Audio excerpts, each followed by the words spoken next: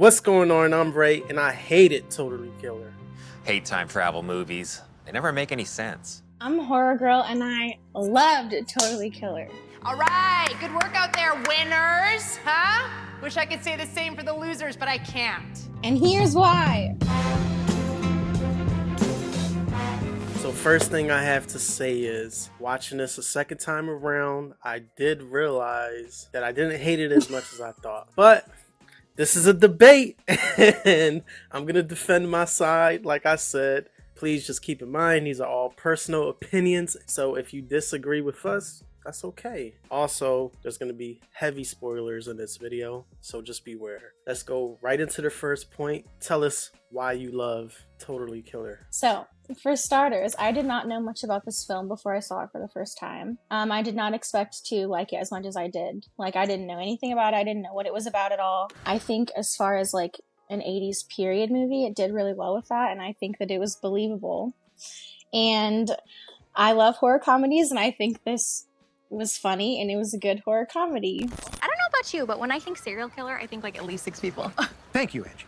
I also think that the director of the film, I'm going to try and say her name, Nahnatchka Khan. I didn't even do the intro for the writers and everything because I didn't want to have to say that name. Yeah. So I think that's how you say it. If not, oops.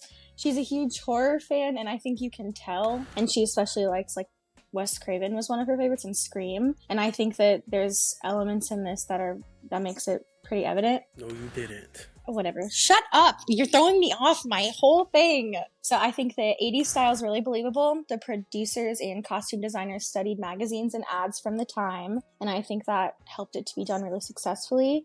And I also think the characters are very believable, and the relationships and interactions they had together were believable. I think the actors that they chose to portray the characters were very spot on. I also have to say I love Kiernan Shipka, and so I think she killed it, as always.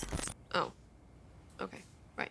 Ooh, you're gonna love one of my points. I already know. Just move on. My first point is, the killer's motive was just underwhelming to me. I kind of like that there was 2 killers in this movie, but the original 87 killer to me was just weak as fuck. And when watching mass like slasher movies, right, I like when you can put clues together to figure out who the killer is, but I hate when all the new information is just revealed at the climax. He hunted you down and murdered you because you made fun of his girlfriend? He must have known about the sleepover. What sleepover? There was a rumor that Trish had sex with Coach Zane. We wanted to know if it was true, so Tiffany invited her over and got her really drunk. How the hell was I supposed to know all of this? You know what I'm saying? Yeah. There was no hint at all that Doug had a girlfriend, or even knew Trish was jaded about something or anything. Even when he interacts with Lurch for a bit at the van, there's like no undertone that they even knew each other like that. What's going on? Doug. Only hall monitors are allowed outdoors during school hours. We were just... Video games much? I know it's nerdy, but I'm gonna make them someday. You ever played Death Wish 3? The graphics are amazing. It's okay to reveal information at the unmasking, but it's good to have clues that make you say, ah, of course, I didn't see that coming. Let me give you an example real quick of what I'm talking about. For The Killer in Scream, this film came out in 1996, so if I'm spoiling anything, I don't give a shit. In Scream, the climax, Billy reveals to Sidney that her mom had an affair with his dad, which is why the mom left him, right? Your slut mother was fucking my father. And she's the reason my mom moved out and abandoned me. That reveal felt right because those hints were there throughout the movie. I mean, we obviously knew Sidney's mom was getting around town. Maybe your mom was just a very unhappy woman. It goes further back, Sid. There's been talk about other men. And you believe it? Well, I mean, you can only hear that Richard Gere gerbil story so many times before you have to start believing it. So, Totally Killer just didn't have that, which left the reveal and the motive feeling weak to me, like they withheld too much information just because they didn't want us to correctly guess who the killer was. And that's my first point on why I fucking hate this movie, okay? That was goofy. Here we go. Next point. That's the beauty of it all. Simplicity. Besides, if it gets too complicated, you lose your target audience. So my second reason why I loved this film is because I loved the storyline. I loved the sentimental moments. It just made me more attached to the story and the characters. I was glued to the TV because I cared so much about the characters and what would happen to them. One of the moments I loved was when Jamie went back in time and finally met her mother. You're out, bitch! no, Pam Miller is like nice. Like worried about loud music hurting your eardrums. Nice. Real quick, I loved her mother back in '87. She was cool as fuck. Honestly. Yeah, she what? See? You see? Okay, so when I was watching that part where she went back, I actually literally texted my mom while I was watching it, and I told her, like, how cool it would be to go back in time and hang out with her when she was a teenager. I also think that adding, like, the sentimental, sweet moments in really helped the story to be even more believable because Jamie regrets how she left things with her mom, and then she was devastated that she lost her. Too loud. Honey, I'm just trying to save your eardrums. Sweetie, how about we all stay in and hand out Halloween candy together? You love doing that. No, Mom. You love doing that.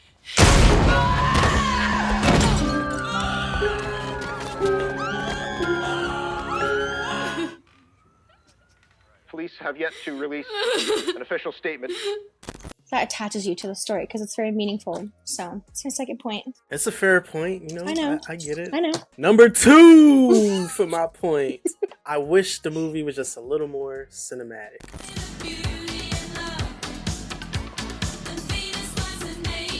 But Natasha Khan, whatever, I don't know how to fucking say it. Well, she show ran Young Rock and Fresh Off the Boat, which is 2 shows that I watched and I really love a lot, honestly. That being said, she has more of a TV background, and I think it showed with these shots and the cinematography in this film. There are rules for tonight. No wonder you're so paranoid. Those pot brownies? Yeah. It's like they did all their homework to me, camera-wise, but didn't put no creativity into it. So watching this film, like, it looks fine. I don't have no problem with it. But to me, it's like there's no heart in the cinematography of it. So it just feels very basic to me. Maybe the most cinematic part of this film is like the travel scenes, the dodgeball scene. Whenever they show a character in like 1987 and they flash the present day. And honestly, that's just me being nice because most of that was all visual effects. So cool. So next. It's not cinematic, okay? Cool. Next point. How about I lift these up and you get bent?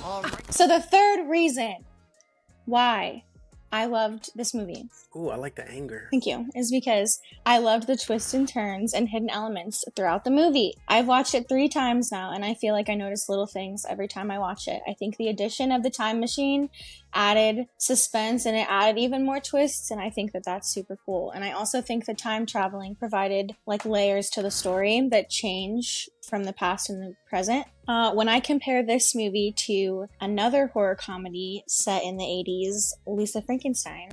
Oh no, god damn it, when you cry it smells like a hot toilet at a carnival. It just further reminds me of how much I really did like this movie. I think the rewatchability of this is really good as well because you can catch things like on the second or third watch. The red herring in the beginning with the note that Chris Dubasage gives Jamie from her mother's locker. Chris Dubasage being outside the scene of Jamie's mother's murder, live streaming everything. There being 2 killers instead of 1. The identity of the original killer being super out of left field and completely... You couldn't predict that at all. What? Bro, what are you talking about, man? And then just the fact that elements and facts of the case are changed, like based on things that she does when she's in the past. I think all of that made it really fun to watch for me. The Mandela effect. That was cool. I think those things were cool. I didn't say nothing. I just said the Mandela effect. Whatever. Okay, I don't know what you troublemakers get up to in Canada, but down here, we don't tolerate shenanigans.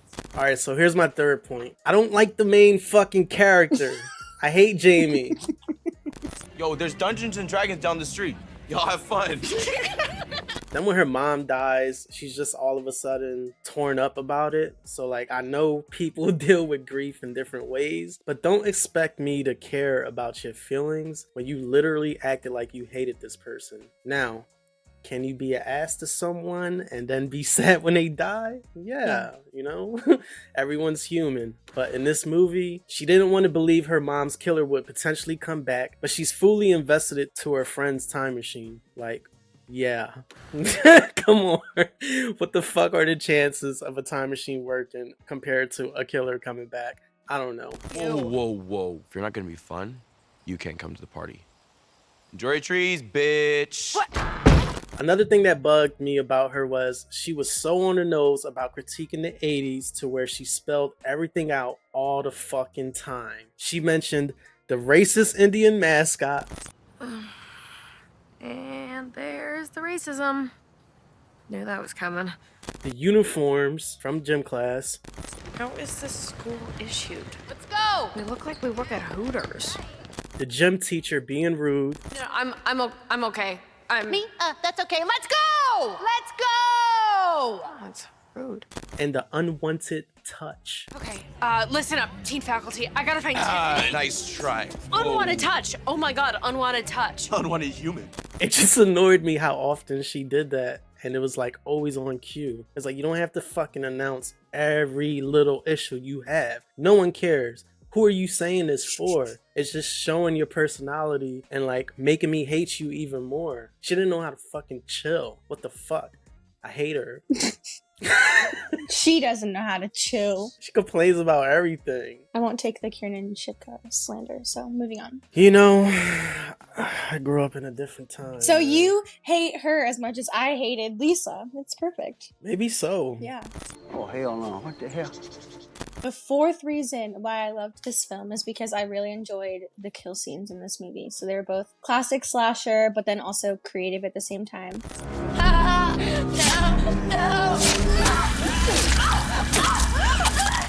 Julie Bowen's kill scene had me on edge the entire time because up until the end, you really did not know if she was gonna live or die. I really thought if anyone could escape a killer, it would have been her. It definitely should have been her too. She should have survived, I think.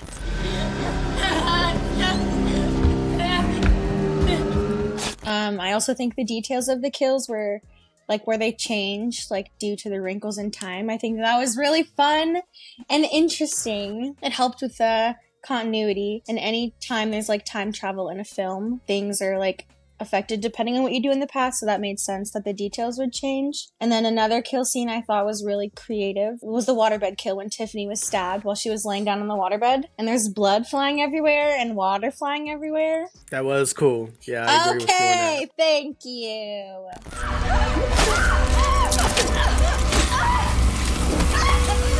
I like that each victim fought super hard to survive instead of just, oh no, kind of thing. Like that just made it even more fun.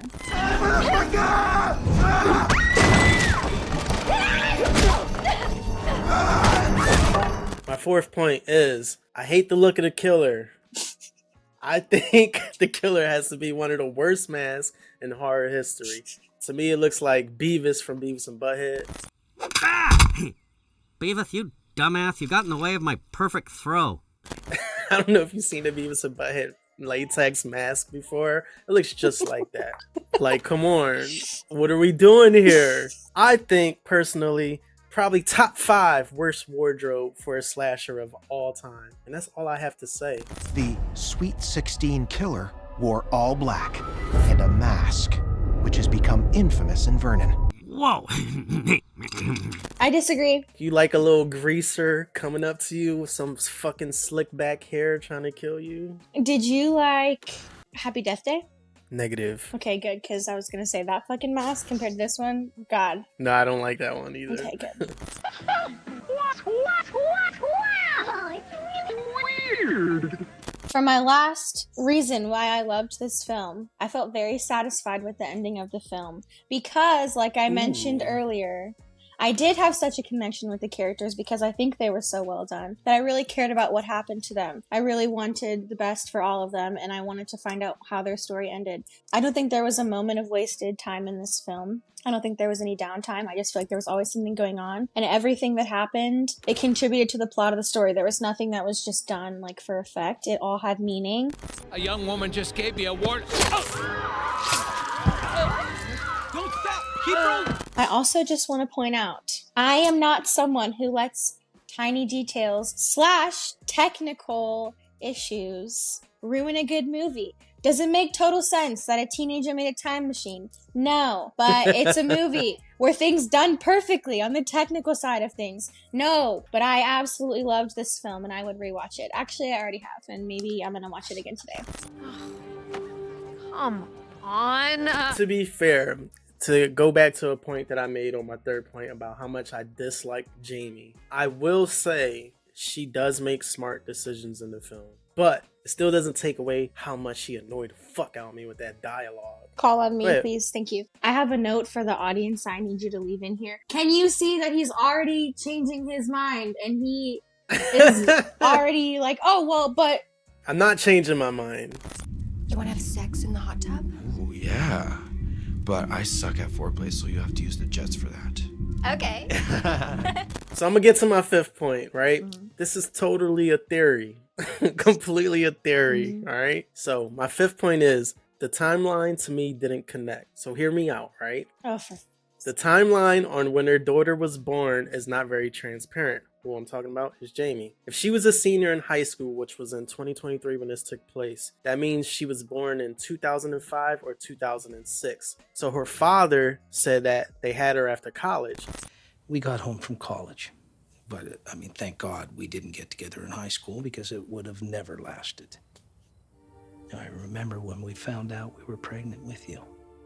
Which, let's just say in 1987, when her parents were freshmen in high school and graduated, it would have been 1991. Then they go off to college, and let's say they get their master's degree, which normally takes about 8-year process in college. That would make it 1999 when they had their daughter. So they would have had to wait 7 years after college to have a kid just to match this timeline of the film. Because if they had her after college, technically she would have been a 24-year-old senior in high school. So if you see the scene after the waterbed death, it proves my theory because they talk about the timeline shit there.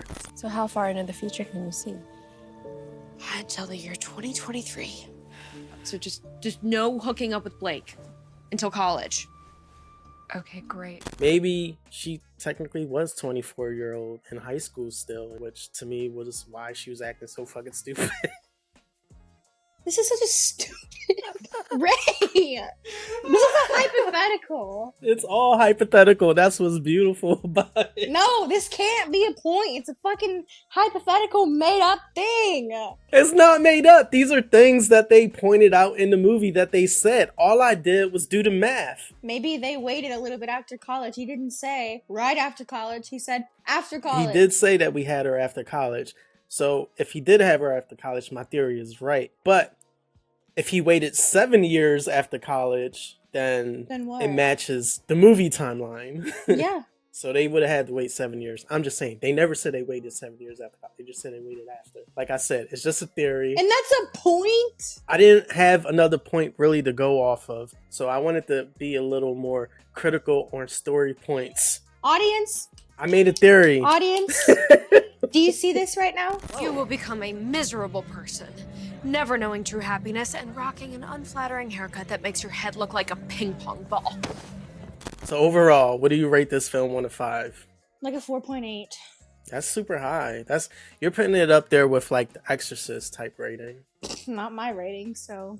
The Exorcist ain't a 5 in your book? No. Out of 1 through 5, The Exorcist don't make a 5. No. You know what she did? Your canting daughter? Do I even know you? No, you don't know me. Really? What do you rate it out of 5? I wouldn't give it no more than 2 stars. I might even give it 1, honestly. You're fucking. Oh my god. Oh my god. That's crazy, and you know it's crazy. You're just trying to be disagreeable right now, Ray. I'm not trying to be disagreeable. Yes, you are. I'm speaking my truth. If they'd watch prom night, they'd save time. There's a formula to it. A very simple formula. When I first watched it, like I said, I hated it. If I would have just went on this debate and just talked about it from my very first viewing, I would have definitely been like, I don't even want to give it a rating because I hate it that much. For you, I would give it 2 stars. Okay. Deal? Mm-hmm. Well, I'll see you in the comment section with your friend Mike because we have a lot to say. No matter what I say, Mike is always going to go against me because Mike just wants to piss me off. And he's been like that forever my whole High life. five, Mike! So, High five! It doesn't matter. I like that. I was thinking a nice way to memorialize Tiffany and give back to the environment would be to plant a tree. Tiffany hated nature. Trees made her sneeze. Get back to this environment.